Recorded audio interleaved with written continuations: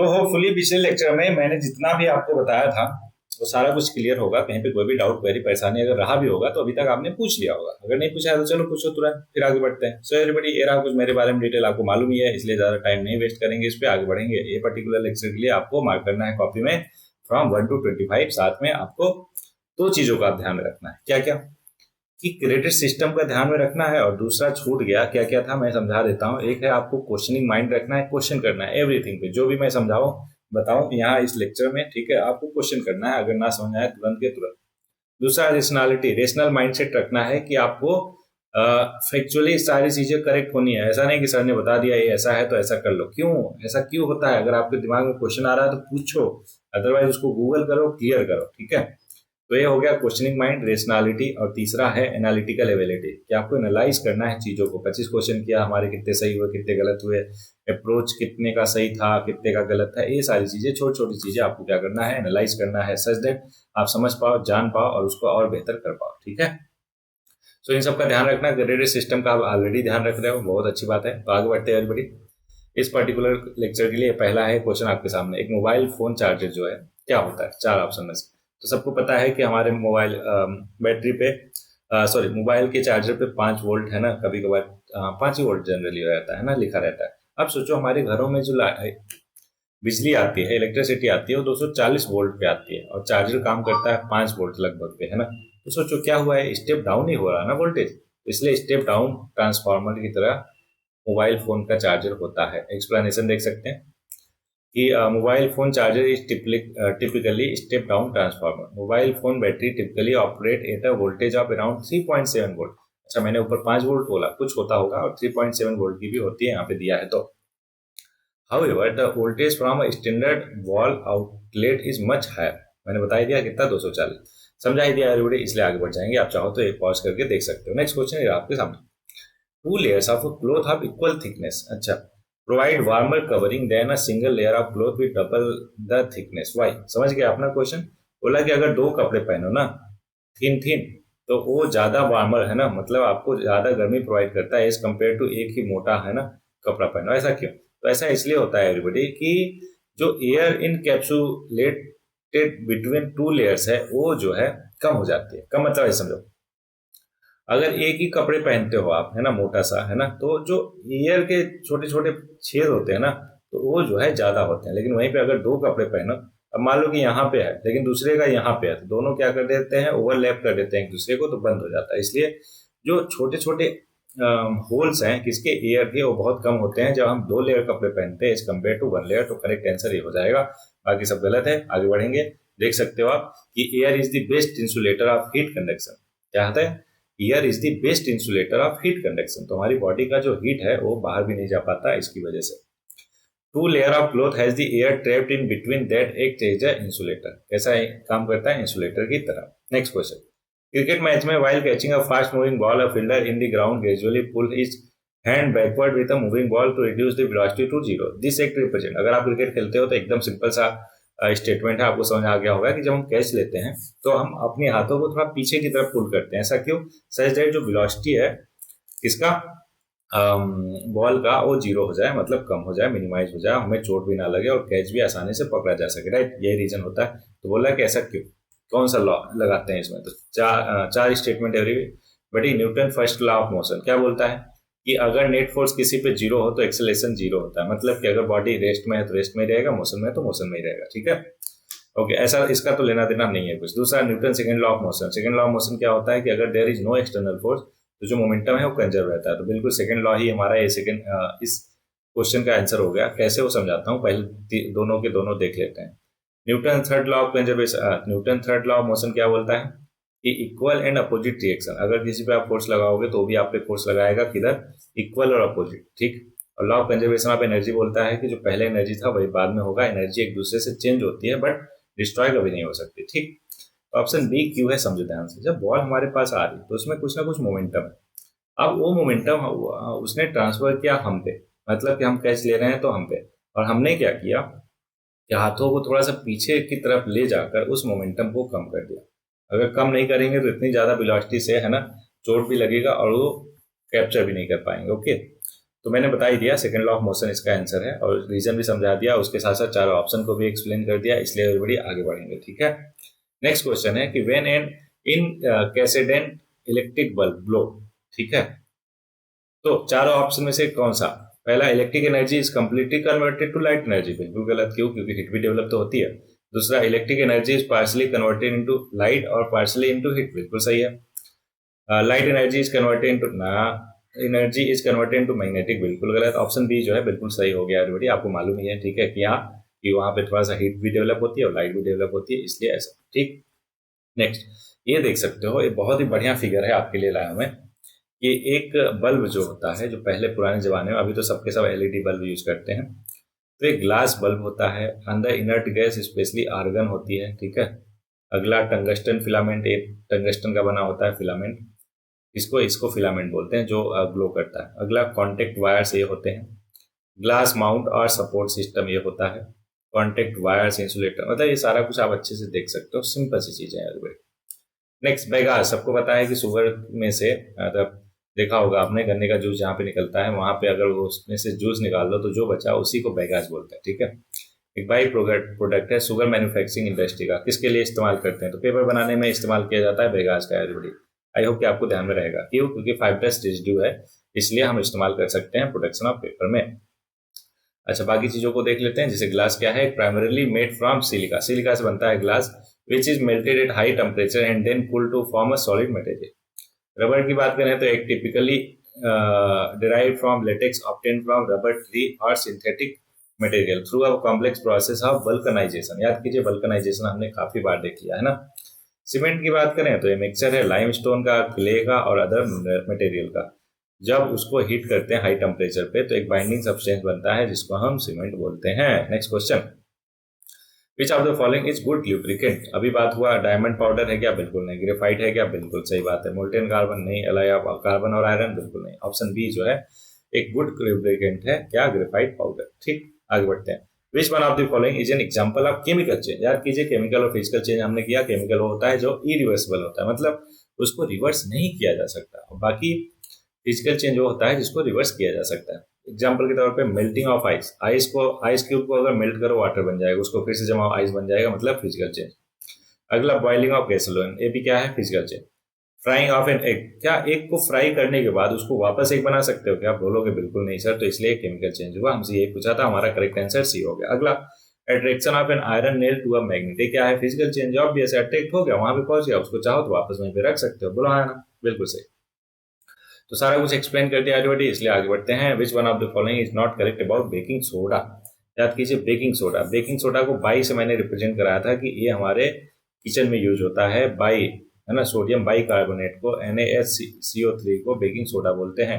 H मतलब sodium by carbonate, वहां से बाई आया था। कहाँ पे? किचन में। क्यों? क्योंकि बाई काम कहाँ करती है? किचन। मतलब ऐसा मैं स्टीरियोटाइप नहीं बन रहा, मैं इस याद करने के लिए आपको बता रहा, तो इसलिए उसको इसी सेंस में लेना आप। ठीक है, पहला है it is used in soda acid fire extinguisher. याद कीजिए, इसमें दो चीजें होता है। किसमें? फायर एक्सटिंग्विशर में। एक होता है H2SO4 जिसको सल्फ्यूरिक एसिड बोलते हैं, और एक होता है NaHCO3।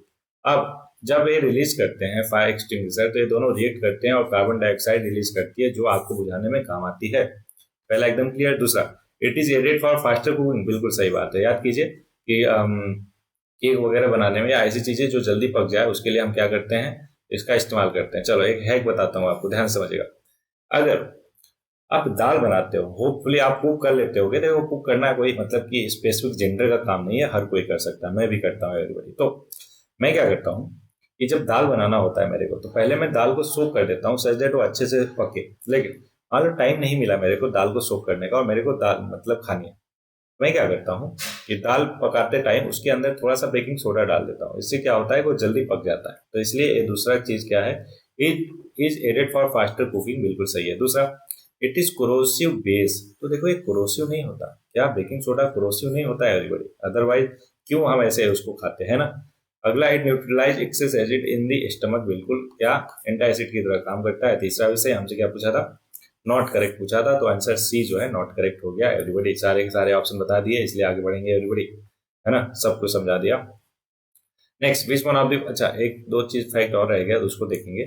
पीएच लेवल 8.3 होता है, सॉल्युबिलिटी वाटर में मिल जाता है। रिएक्टिविटी बात करें है ना, तो कार्बन डाइऑक्साइड और वाटर रे एसिड के साथ रिएक्ट करके बता ही दिया। और लिवनिंग एजेंट की तरह काम करता है, मतलब कि use as leavening agent in baking to make dough और बेटर राइट, मैंने बता ही दिया है ना, फुलाने के काम आता है। अगला एंटासिड होता है क्लिनसिंग एजेंट में, मतलब कि माइल्ड एब्रेसिव प्रॉपर्टी और can be use as a gentle cleaning agent, ठीक। और deodoriser, baking soda can absorb and neutralise odours, और मतलब कि अगर अगर अगर कुछ स्मेल आ रहा गंदा सा है ना, तो आप डिओडोराइजर यूज कर सकते हो बेकिंग सोडा को, है ना, क्या करने के लिए, उसको भगाने के लिए। अगला decomposition, when heated baking soda decompose releasing CO2 water और सोडियम कार्बोनेट, ठीक है, वो बच जाता है। Next question everybody, which one of the following solution will not change the colour of blue litmus paper two red. Blue litmus को red में, तो ब्लू से रेड हमें देखना है, तो देखो एसिड में तो वो तो ब्लू है तो ब्लू ही रहेगा, है ना, चेंज नहीं होता। तो पहला तो होगा नहीं, तो पहला होगा नहीं, पहला होगा। दूसरा और तीसरा, दूसरा तो पक्का होगा, मतलब बेस में वो बिल्कुल होगा। अच्छा, तीसरा कॉमन सॉल्ट में होगा कि नहीं, अब ध्यान समझोगा। कॉमन सॉल्ट में उसका कलर नहीं चेंज होगा, क्यों, क्योंकि कॉमन सॉल्ट एक न्यूट्रल सॉल्ट है एवरीबॉडी, है ना। तो तीसरा तो होगा नहीं, तो तीसरा नहीं होगा। और पहला एसिड सोल्यूशन में ऑब्वियस है, ब्लू से रेड हो जाता है, सॉरी एवरीबॉडी यहाँ गलती हुई, कि ब्लू लिटमस जो है वो एसिड सोल्यूशन में डालने पे रेड हो जाता है। तो पहला तो चेंज होगा, हमसे पूछा था नॉट चेंज, तो बेस में नहीं होगा, क्योंकि अगर ब्लू है तो बेस सोल्यूशन में डालने पे ब्लू ही रहेगा। और अगर कॉमन सॉल्ट है तो उसमें भी चेंज नहीं होगा, तो दूसरा और तीसरा ऑप्शन करेक्ट हो जाएगा एवरीबॉडी, ऑप्शन बी। क्यों, क्योंकि पहला में चेंज हो जाता है, ठीक है। यहाँ पे आप देख सकते हो, सिंपल चीजें, आगे बढ़ेंगे। Nitric oxide pollution can lead to all of the following except, except बोला है। लीफ स्पॉटिंग इन प्लांट्स, पता नहीं। Bronchitis related respiratory problem in human, बिल्कुल। Production of corrosive gases through photochemical reaction, ये भी होता है। सिलोकोसिस इन ह्यूमन, नहीं है एवरीबॉडी। सिलोकोसिस जो एक बीमारी है ना, वो डस्ट पार्टिकल की वजह से होता है, ना कि नाइट्रिक ऑक्साइड की वजह से। तो बोला था एक्सेप्ट, तो एक्सेप्ट मतलब हमारा करेक्ट आंसर हो जाएगा डी, मतलब बाकी तीनों की तीनों सही है कि नाइट्रिक ऑक्साइड से लीफ स्पॉटिंग इन प्लांट भी होता है, ब्रोंकाइटिस रिलेटेड रेस्पिरेटरी प्रॉब्लम होता है, और production of corrosive gases through photochemical reaction भी होता है। कौन सा नहीं होता है, सिलिकोसिस, क्योंकि ये डस्ट पार्टिकल की वजह से होता है, लंग डिजीज है। क्या है, lung disease caused by inhaling dust और not nitric oxide. It that contain silica, it can cause shortness of breath, coughing और चेस्ट पेन, ये सारी दिक्कतें होती है, कहाँ कहाँ पे होती है, ये भी सारा कुछ आप देख सकते हो। अच्छा, बाकी चीजें भी है कि लीफ स्पॉटिंग प्लांट्स क्या होता है, nitric oxide pollution can cause leaf spotting in plants, this is because nitric oxide can react with the chlorophyll in the leaves which can damage the leaves and cause them to turn brown, कैसा, brown हो जाता है। Bronchitis related respiratory problem, है ना, और production of corrosive gases through photochemical आप पढ़ सकते हो। Next, addition of ethylene dibromide to petrol. Ethylene dibromide को पेट्रोल में क्यों ऐड करते हैं, 4 स्टेप है। पहला, increase the octane number of fuel, पता नहीं। Help elimination of lead oxide, yes, यही इसका करेक्ट आंसर है। कैसे पता, जस्ट एक फैक्ट है, ध्यान में रखना है आपको भी, है ना। तो आप देख सकते हो कि addition of ethylene dibromide to petrol serve the purpose of helping eliminate lead oxide which is a by product of combustion of leaded petrol. क्या, लेडेड पेट्रोल, मतलब पेट्रोल में जब लेड रहता है तो उसको रिमूव करने के लिए सिंपली हम क्या यूज करते हैं एवरीबॉडी, इथाइलिन डाइब्रोमाइड, ठीक है। तो इससे क्या करता है कि वो रिएक्ट करके उसको एलिमिनेट कर देता है। Next question everybody, clay layers are poor aquifer. Aquifer का मतलब क्या होता है कि जिसके अंदर मतलब कि पूरा का पूरा एक्वाफर है, मतलब कि वो होल है पूरा, एक जगह से दूसरी जगह जा पाए डायरेक्टली, है ना। लेकिन क्ले लेयर्स जो है पुअर एक्वाफर होते हैं, क्यों, क्योंकि उनके बीच का पार्टिकल जो है बहुत ही स्मॉल होते हैं, तो इनके बीच में कोई भी जगह नहीं होता है कि नहीं। तो मतलब अच्छे इंसुलेटर आप कह सकते हो, मतलब परमेबल नहीं होते हो, मतलब उनके थ्रू वाटर नहीं पास कर सकता, है ना। दूसरा, inter particle space of clay mineral is very list, very good, पहला भी सही है, दूसरा एकदम एग्जैक्ट रीजन है, तो इसलिए ऑप्शन यही हो जाएगा कि दोनों एकदम सही है, और दूसरा स्टेटमेंट पहले का करेक्ट एक्सप्लेनेशन, ठीक। Next, which of the following are two main constituents of granite. Granite जो होता है उसके दो, है ना, मेन कौन कौन से पार्ट होते हैं, तो उसका आंसर है एवरीबॉडी सिलिका और एल्यूमिनियम ग्रेनाइट का बना होता है। मतलब ग्रेनाइट में सिलिका और एल्यूमिनियम भारी मात्रा में मिलते हैं, सिलिका ऑफ डाइऑक्साइड और एल्यूमिनियम, ठीक है, दो कांस्टेंट हो गए।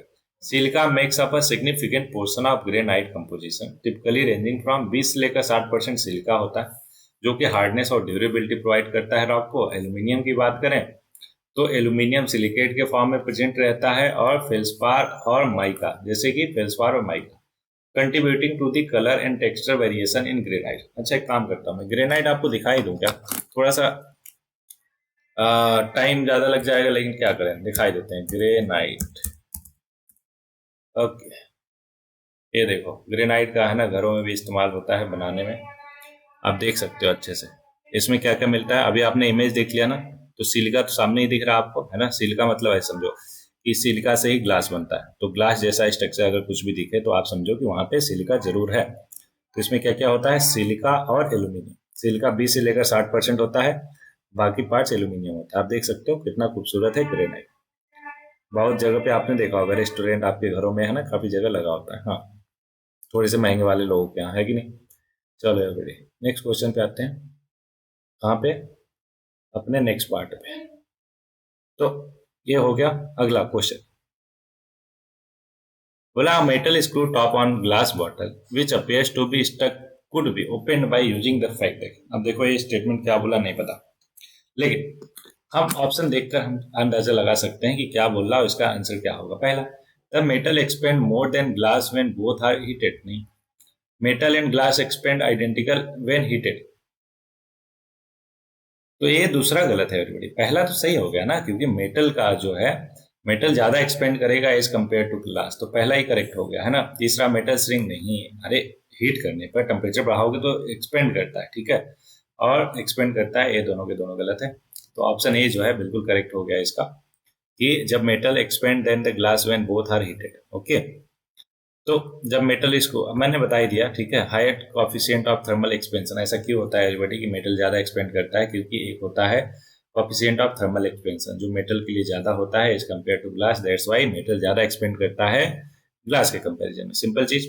ओके, अगला, which of the following are correct regarding fats. Fats के रिगार्डिंग कौन कौन से स्टेटमेंट करेक्ट है? 4 स्टेटमेंट। पहला, fats are needed for the formation of cell membrane. बिल्कुल। Fats help the body to absorb calcium from food. पता नहीं। Fats are required to repair damage tissue. एकदम नहीं, इसका भी पता नहीं। Body can not release energy in fats as quickly as the energy in carbohydrate. बिल्कुल। तो कहने का मतलब कि अगर बॉडी को क्विक एनर्जी चाहिए एवरीबॉडी, तो फैट को यूटिलाइज करता है, तो इसलिए चौथा तो बिल्कुल करेक्ट होगा। पहला और चौथा एकदम सही, तो ऑप्शन में है कोई बिल्कुल है, तो ऑप्शन ए जो है करेक्ट हो जाएगा। दूसरा तीसरा देखो गलत है, क्यों गलत है नहीं पता, लेकिन हमें सही पता है ना, तो इसलिए पहला चौथा ये ऑप्शन करेक्ट होगा। अब हम एक स्टेटमेंट देखेंगे क्यों गलत है, दूसरा और तीसरा। तो पहला स्टेटमेंट तो करेक्ट है कि needed for the formation of cell membrane fats specifically phospholipids are essential component of cell membrane. दूसरा स्टेटमेंट गलत, not directly aid in the absorption of calcium from food. ठीक है, calcium absorption primarily depend on the presence of vitamin D और certain transport protein in the intestine. तीसरा भी गलत है कि while fats play a role in various physiological process such as hormone production और insulation, they are not directly involved in tissue repairs. Tissue repairs primarily involve cellular processes, protein synthesis और immune response. एकदम clear अच्छे से, very good. चौथा correct है, मैंने बता ही दिया, इसलिए आगे बढ़ेंगे everybody. Deficiency of which of the following element is responsible for weakening of bone. Bone के वीकनिंग के लिए कौन कौन से रिस्पॉन्सिबल है? सभी को पता है, कैल्शियम तो होता ही है, फास्फोरस भी होता है, नाइट्रोजन कार्बन नहीं। पहला ही ऑप्शन करेक्ट हो गया है ना। कई बार देख लिया एवरीबॉडी, इसलिए आगे बढ़ जाएंगे। नेक्स्ट क्वेश्चन बोला कि पेनक्रियास मतलब एक ग्लैंड से और एक हार्मोन से कौन कौन सा रिलीज होता है। तो हमें पता है पेनक्रियास से क्या होता है, ग्लूकेगॉन, ये रिलीज होता है पेनक्रियास से। पिट्यूटरी ग्लैंड से क्या रिलीज होता है, थायराइड स्टिमुलेटिंग हार्मोन। ठीक, तो तीसरा हो गया। ठीक है, अब एड्रिनल से क्या, कोर्टिसोल रिलीज होता है, किडनी में विटामिन डी। तो 4 3 2 1, तो ये ऑप्शन कौन सा है, ऑप्शन ए करेक्ट हो जाएगा। सबका बता ही दिया वन बाय वन, तो आप पढ़ लेते हैं थोड़ा सा कि pancreas produce glucagon which help to increase blood sugar level by promoting the break down of stored glycogen into glucose. Stored glycogen को किसमें कन्वर्ट करता है, ग्लूकोज में। Glucagon play a crucial role in regulating blood sugar level in the body. ध्यान रहे कौन, pancreas. Pituitary gland produce thyroid stimulating hormone, जिसको TSH बोलते हैं। ठीक है, TSH plays a vital role in regulating the production and release of thyroid hormones that control metabolism, growth और development. Adrenal glands की बात करें तो कॉर्टिसोल प्रोड्यूस करता है which is a stress hormones. क्या है? स्ट्रेस हार्मोन्स है. Cortisol helps regulate metabolism, reduce inflammation और response to stress. It plays a role in the body's response to various physiological processes, including immune function, blood pressure और glucose metabolism. वहीं पे kidney की बात करें, are not traditionally considered glands, they play a role in hormone production. The kidney are responsible for converting inactive vitamin D into active form. Inactive vitamin D को active form में convert करने का काम करती है kidney. Okay, next, the optical phenomena responsible for the blue colour of sky. सबको पता है स्कैटरिंग ऑफ लाइट. कैसे पता? क्योंकि जब लाइट स्कैटर्ड होती है स्पेस में तो सबसे ज्यादा कौन डेविएट होता है? ब्लू. विपग्योर में वायलेट, इंडिगो और ब्लू सबसे ज्यादा स्कैटर्ड होता है, जिस वजह से आसमान हमें नीला दिखाई देता है. आसमां है नीला. नीला क्यों? अभी आपको पता चल गया आसमां है नीला क्यों. Very good. अब आपको बताना है पानी है गीला क्यों, है ना. ओके, तो ये आ गया सी इसका आंसर. तीसरा लास्ट वाला, मतलब next question. One way of incorporating desired character into crop variety is hybridization. आपने आई होप कि पढ़ा होगा, केमिस्ट्री में आता है क्लास 11th में आई थिंक. हाइब्रिडाइजेशन है ना, कि जब हम क्या कराते हैं, क्रॉस कराते हैं बिटवीन दो जेनेटिकली डिसिमिलर प्लांट्स में. ठीक है, तो आगे बोला है कि which one of the following crossing will not refer to hybridization. ध्यान रहे क्या बोला है? Crossing between genetically dissimilar plants, है ना. तो ये तीनों होता है, लेकिन चौथा ऑप्शन ध्यान से पढ़ो, इंट्राजेनिक. इंट्राजेनिक का मतलब होता है कि सेम ही जीन्स के बीच में. तो ये बोला क्या? डिसिमिलर प्लांट्स ना, इसलिए करेक्ट ऑप्शन हो जाएगा डी, कि इसमें नहीं करा सकते, बाकी सब में करा सकते हैं. ओके, तो एक कॉमन सेंस से हमने सॉल्व किया एवरीबॉडी, लेकिन इसको हम पढ़ेंगे. ये हाइब्रिडाइजेशन जो है एक crossing of genetically dissimilar plants है. Intragenic hybridization refer to crossing of plants that have different alleles of same genes. This type of hybridization is not considered to be true hybridization because the plants are not genetically dissimilar. मैंने समझा ही दिया, इसलिए आगे बढ़ेंगे everybody. अब चाहो तो आप थोड़ा सा और इन्फॉर्मेशन कलेक्ट कर सकते हो, अदरवाइज नेक्स्ट क्वेश्चन पे आगे बढ़ सकते हो. बोला depending on the requirements plant nutrients are classified as macro और मैक्रो. ठीक है, अभी देखा ऊपर हमने which one of the following example of micro nutrients. याद कीजिए, माइक्रो ऊपर देखा था हमने बहुत सारे. मैग्नीज क्या है? माइक्रो है. सॉरी, कैसे लिखा जाए? स्मॉल एम करते हैं, क्योंकि दोनों का माइक्रो का दोनों का एम ही है ना. कॉपर क्या है एवरीबॉडी? कॉपर है स्मॉल, माइक्रो. मैग्नीशियम क्या है? मैक्रो. क्लोरीन क्या है? माइक्रो. तो हमसे क्या पूछा था? मैक्रो. तो ऑप्शन सी जो है करेक्ट हो गया. एकदम क्लियर अच्छे से. ओके, तो आप देख सकते हो कि फास्फोरस, पोटेशियम, मतलब एनपीके. एनपीके तो देखो रहेगा ही रहेगा सॉइल के लिए, है ना. नाइट्रोजन, फास्फोरस और पोटेशियम. ठीक है, इनको क्या बोलते हैं? मैक्रो न्यूट्रिशियंस. उसके साथ में कैल्शियम, मैग्नीशियम, सल्फर को भी मैक्रो न्यूट्रिशियंस बोलते हैं.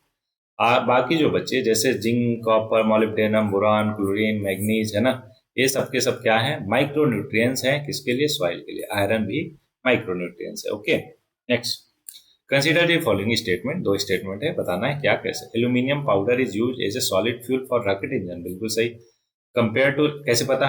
फैक्ट्स है ना, तो आपको भी ध्यान में रखना है. Compare to liquid fuel propelled rocket engine, the thrust per amount of fuel burn is higher in solid fuel propelled rocket engine. बिल्कुल गलत. हायर नहीं, लोअर होता है. देखो ध्यान से समझो, जब भी हम किसी रॉकेट को, है ना, स्पेस में भेजते हैं तो कई टाइप का क्या रहता है? फ्यूल रहता है. कोई लिक्विड होता है, कोई सॉलिड होता है. तो जो सॉलिड फ्यूल होता है ना, उसका ये बोला कि amount, thrust per amount of fuel burn, solid में कम होता है, लिक्विड में ज्यादा होता है. ठीक है, तो दूसरा स्टेटमेंट गलत, पहला सही. तो ऑप्शन ए हो गया करेक्ट आंसर. ओके, बहुत ज्यादा है नहीं एक्सप्लेनेशन में, इसलिए आगे बढ़ेंगे. Which electromagnetic radiation is are use to cook food. तो फूड को बनाने के लिए देखो, माइक्रोवेव तो सभी को पता है, लेकिन इंफ्रारेड रेडिएशन भी यूज करते हैं. किसके लिए? खाने को बनाने के लिए. तो ऑप्शन सी जो है करेक्ट हो जाएगा. आप देख सकते हो नेक्स्ट क्वेश्चन है आपके सामने. Which one of the following statement with regard to short sighted person. अब देखो कितने टाइप के साइटेड पर्सन होते हैं ये समझते हैं. दो टाइप के होते हैं. शॉर्ट साइटेड, है ना, शॉर्ट साइटेड, इसको हिंदी में क्या बोलते हैं बता रहे जरा? निकट दृष्टि दोष, है ना. और फार साइटेड. फार साइटेड मतलब दूर दृष्टि दोष. अब निकट है ना, निकट और दूर, फार साइटेड. अब ध्यान समझिएगा, इसमें हम यूज करते हैं कॉन्वेक्स. कौन सा लेंस? जिस किसी को अगर फार साइटेड है, मतलब पहले समझते हैं, फार साइटेड का ये हुआ कि दूर की चीजें तो उसको एकदम क्लियर दिख रही है, लेकिन पास की चीजें नहीं दिख रही. ध्यान रहे, हाँ बिल्कुल सही आपने सुना कि उल्टा होता है कि फार साइटेड है तो मतलब दूर की चीजें एकदम क्लियर दिख रही लेकिन पास की नहीं दिख रही, और शॉर्ट साइटेड है तो मतलब शॉर्ट की चीजें एकदम क्लियर दिख रही, दूर की नहीं दिख रही। फार साइटेड में हम कॉन्वेक्स लगाते हैं, शॉर्ट साइटेड में कॉनकेव लेंस लगाते हैं। एकदम क्लियर हुआ कॉन्सेप्ट, वेरी गुड। अब स्टेटमेंट देखते हैं। A short sighted person sees the near object blurred but distance object clearly and convex ना।